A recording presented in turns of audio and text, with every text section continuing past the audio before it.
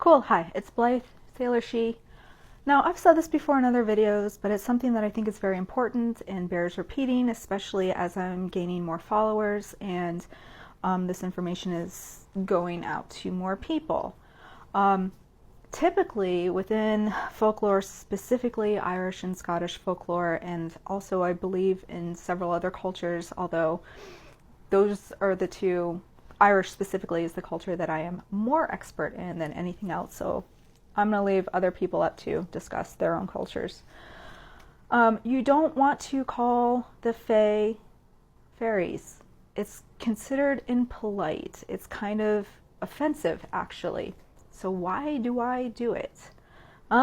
Marketing. Straight up, it's just marketing.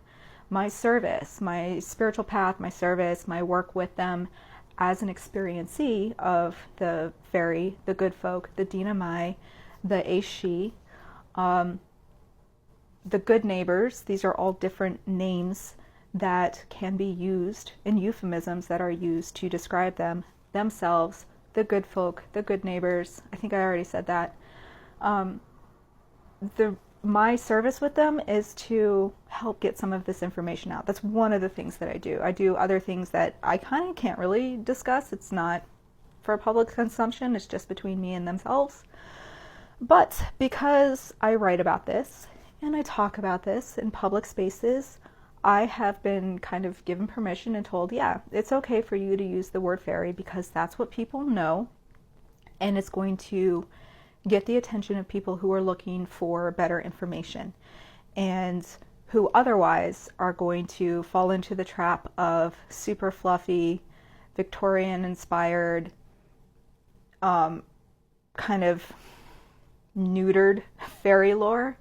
And I don't want that for you. If you're going to be interacting with these beings in any way, shape, or form, or if you're seriously wanting to study them and wanting good information, you should have that good information.